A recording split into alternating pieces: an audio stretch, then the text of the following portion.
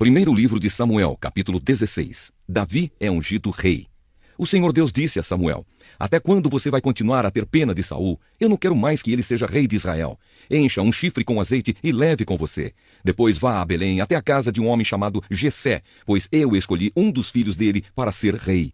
Como posso fazer isso? Respondeu Samuel. Se Saul souber disso, ele me mata. O Senhor Deus respondeu: leve um bezerro e diga que você foi lá para oferecer um sacrifício ao Senhor.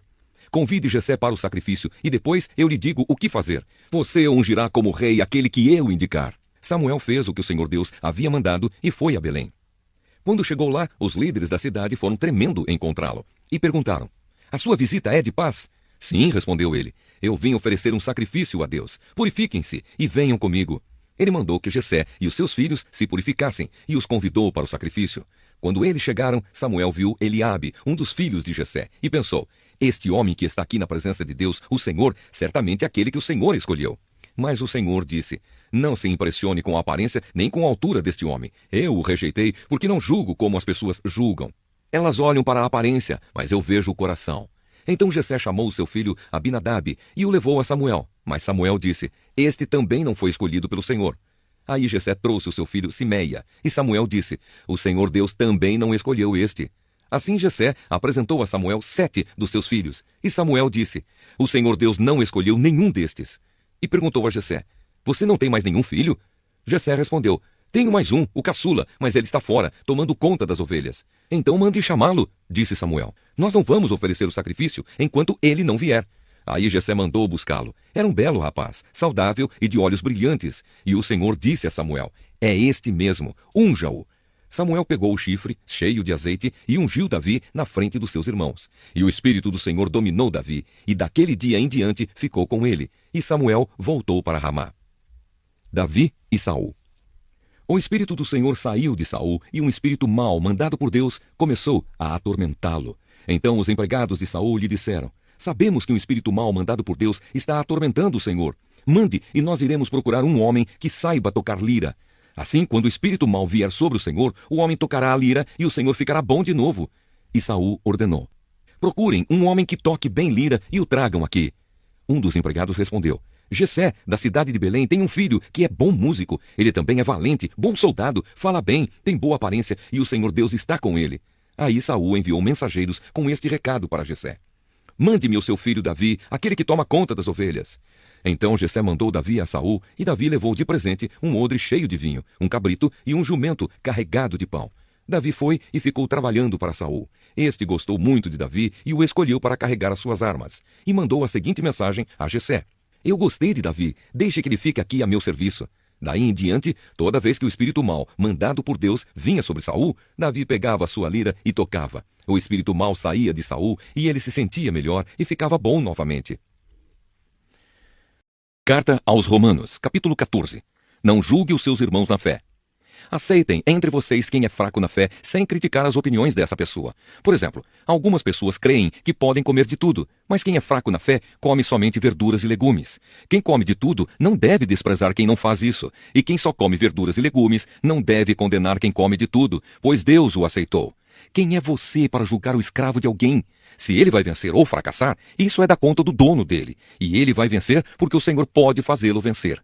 Algumas pessoas pensam que certos dias são mais importantes do que outros, enquanto que outras pessoas pensam que todos os dias são iguais.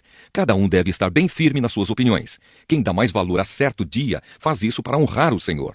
E também quem come de tudo faz isso para honrar o Senhor, pois agradece a Deus o alimento. E quem evita comer certas coisas faz isso para honrar o Senhor e dá graças a Deus. Porque nenhum de nós vive para si mesmo, e nenhum de nós morre para si mesmo. Se vivemos, é para o Senhor que vivemos, e se morremos, também é para o Senhor que morremos. Assim, tanto se vivemos como se morremos, somos do Senhor, pois Cristo morreu e viveu de novo, para ser o Senhor tanto dos mortos como dos vivos. Portanto, por que é que você, que só come verduras e legumes, condena o seu irmão? E você, que come de tudo, por que despreza o seu irmão? Pois todos nós estaremos diante de Deus para sermos julgados por ele. É isto que as Escrituras Sagradas dizem. Juro pela minha vida, diz o Senhor, que todos se ajoelharão diante de mim e todos afirmarão que eu sou Deus. Assim, cada um de nós prestará contas de si mesmo a Deus. Não faça os seus irmãos caírem. Por isso paremos de criticar uns aos outros. Pelo contrário, cada um de vocês resolva não fazer nada que leve o seu irmão a tropeçar ou cair em pecado. Por estar unido com o Senhor Jesus, eu estou convencido de que nada é impuro em si mesmo. Mas se alguém pensa que alguma coisa é impura, então ela ficará impura para ele. Se você faz com que um irmão fique triste por causa do que você come, então você não está agindo com amor. Não deixe que a pessoa por quem Cristo morreu se perca por causa da comida que você come. Não deem motivo para os outros falarem mal daquilo que vocês acham bom. Pois o reino de Deus não é uma questão de comida ou de bebida, mas de viver corretamente, em paz e com a alegria que o Espírito Santo dá. E quem serve a Cristo dessa maneira, agrada a Deus e é aprovado por todos. Por isso, procuremos sempre as coisas que trazem a paz e que nos ajudam a fortalecer uns aos outros na fé. Por uma questão de comida, não destrua o que Deus fez. Todos os alimentos podem ser comidos, mas é errado comer alguma coisa quando isso faz com que outra pessoa caia em pecado. O que está certo é não comer carne, não beber vinho, nem fazer qualquer outra coisa que leve um irmão a cair em pecado. Mas guarde entre você mesmo e Deus o que você crê a respeito desse assunto. Feliz a pessoa que não é condenada pela consciência quando faz o que acha que deve fazer. Mas quem tem dúvidas a respeito do que come é condenado por Deus quando come, pois aquilo que ele faz não se baseia na fé. E o que não se baseia na fé é pecado. Lamentações, capítulo 1. As tristezas de Jerusalém.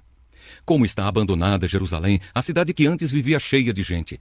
Ela era respeitada no mundo inteiro, mas agora parece uma viúva. A rainha entre as nações hoje não passa de uma escrava. Ela chora a noite inteira, as lágrimas correm pelo seu rosto. Dos seus antigos amigos não ficou nenhum para consolar. Todos eles a traíram e agora são inimigos dela. O povo de Judá foi levado para longe da sua pátria e sofre como escravo em trabalhos forçados. Eles moram em outros países e não têm descanso. Estão cercados pelos seus perseguidores e não podem escapar. As estradas que levam a Sião estão tristes, pois não há ninguém que vá por elas para as festas religiosas. As moças que cantavam no templo estão aflitas e os sacerdotes vivem gemendo. A cidade sofre amargamente e não há gente para se reunir nas suas praças. Os seus inimigos a dominam e para eles tudo vai bem. É que o Senhor Deus fez Jerusalém sofrer por causa dos muitos pecados dos seus moradores. Os seus filhos foram presos pelos inimigos e levados para longe da sua pátria. A beleza de Jerusalém é coisa do passado. As suas autoridades são como corços que estão fracos de fome e fogem, sem forças, dos caçadores. Nestes dias de tristeza e aflição, Jerusalém lembra de todas as riquezas que teve no passado. Ela se recorda de que ninguém veio ajudá-la quando caiu em poder dos inimigos que zombaram dela na sua queda. Ela perdeu a honra, está nua e todos a desprezam. Ela vive gemendo e esconde o rosto envergonhada. Jerusalém se tornou impura por haver pecado gravemente. Era fácil ver a mancha do seu pecado. Jerusalém não pensou no que poderia acontecer. Ela caiu de modo terrível e não tem quem a console. Os seus inimigos venceram e ela pede que o Senhor tenha misericórdia. Os inimigos levaram embora todas as suas riquezas. O povo viu os pagãos entrarem no templo, coisa que Deus os proibiu de fazer. O povo de Jerusalém anda gemendo, procurando o que comer. Eles trocaram as suas riquezas por alimentos para poder continuar a viver. A cidade diz: ó Senhor, olha para mim e vê a minha desgraça. Aos que vão passando, Jerusalém diz: olhem para mim. Será que existe uma dor igual à minha? No dia em que ficou irado, o Senhor me castigou com esta aflição. Lá de cima, Deus enviou um fogo que queima dentro de mim. Ele me armou uma armadilha e me jogou no chão. Depois, me abandonou num sofrimento que não tem mais fim. Ele tomou nota dos meus pecados, amarrou-os todos juntos, pendurou-os no meu pescoço e o peso deles acabou com as minhas forças. O Senhor me entregou aos meus inimigos e eu não fui capaz de resistir. O Senhor fez pouco dos meus melhores soldados. Ele mandou um exército para destruir os meus moços e esmagou o meu povo santo como se esmagam as uvas para fazer vinho. Tudo isso me faz chorar e deixa os meus olhos cheios de lágrimas. Não há ninguém que me console, ninguém que me anime. Os inimigos me derrotaram e o meu povo ficou no meio de ruínas. Eu estendo as mãos, mas ninguém quer me ajudar. De todos os lados o Senhor mandou inimigos contra mim e eles me tratam como se eu fosse uma coisa nojenta. Mas o Senhor é justo e me castigou, pois eu me revoltei contra os seus mandamentos. Todos os povos, escutem, vejam a minha dor. As minhas moças e os meus moços foram levados para longe como prisioneiros. Pedi ajuda aos meus aliados, mas eles me traíram. Os sacerdotes e as autoridades morreram nas minhas ruas enquanto procuravam comida para poder continuar a viver. Vê, ó Senhor, a minha aflição. Estou profundamente perturbada. A dor aperta o meu coração quando penso que me revoltei contra ti. Há assassinatos nas ruas e até dentro das casas há mortes. Ó Deus, ouve os meus gemidos, pois não há ninguém que me console. Todos os meus inimigos sabem da minha desgraça e ficam contentes porque tu me fizeste sofrer. Faze com que venha o dia que prometeste, para que os meus inimigos sofram tanto quanto eu. Condena-os por causa de todas as suas maldades, castiga-os como me castigaste por causa dos meus pecados. Eu não paro de gemer e o meu coração está doente. Salmo 32. Confissão e perdão. Poesia de Davi. Feliz aquele cujas maldades Deus perdoa e cujos pecados ele apaga. Feliz aquele que o Senhor Deus não acusa de fazer coisas más e que não age com falsidade. Enquanto não confessei o meu pecado, eu me cansava, chorando o dia inteiro. De dia e de noite tu me castigaste, ó Deus, e as minhas forças se acabaram como o sereno que seca no calor do verão. Então eu te confessei o meu pecado e não escondi a minha maldade. Resolvi confessar tudo a ti e tu perdoaste todos os meus pecados. Por isso, nos momentos de angústia, todos os que são fiéis a ti devem orar. Assim, quando as grandes ondas de sofrimento vierem, não chegarão até eles. Tu és o meu esconderijo, tu me livras da aflição. Eu canto bem alto a tua salvação, pois me tens protegido.